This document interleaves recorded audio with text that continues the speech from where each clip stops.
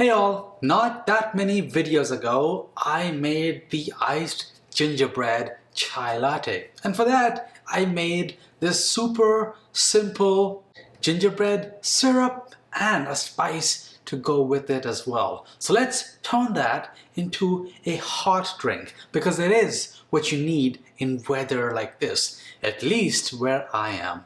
So let's take a look at quickly how to get the syrup and the spice together, but for the expansive details, check out the page down below.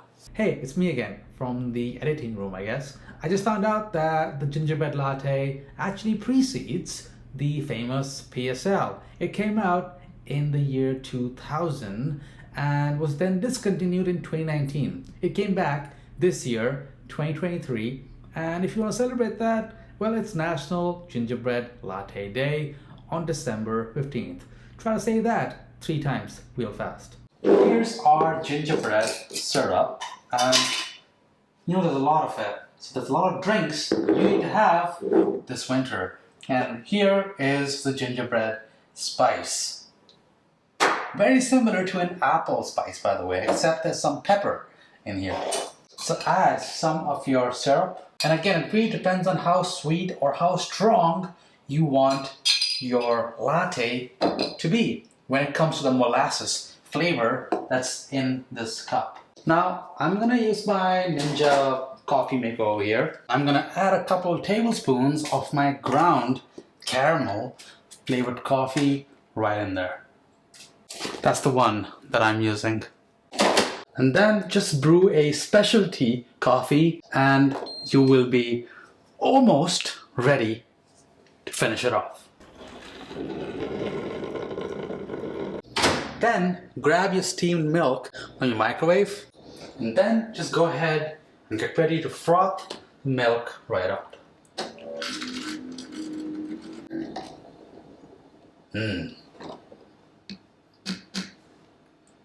Look at that. Then just pour in your frothed milk right in there.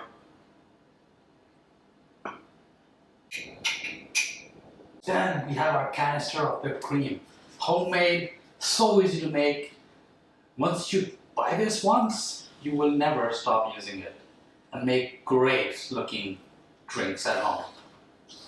Let's top it off.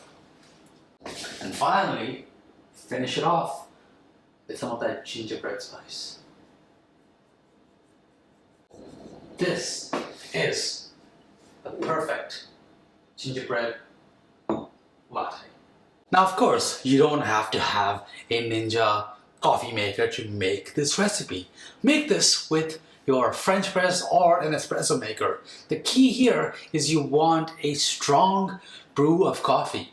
And if you're looking for the amount of coffee that you need for this drink, 4 ounces of strong brewed coffee and you're golden.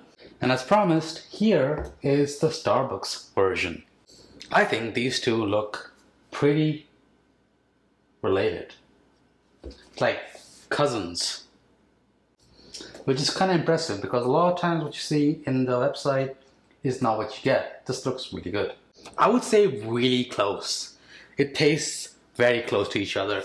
I think with every single time that I've recreated my wife's favorite Starbucks drink or a drink that she wants to have at home, I've always found that the homemade one tastes better.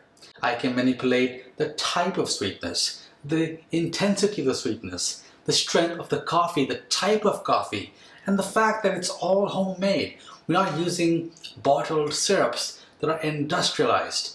Sure, the sugar itself could be industrialized, but at least I can fine-tune it more than at the store. And I'm not telling you not to go to the store because I love going to the store as well.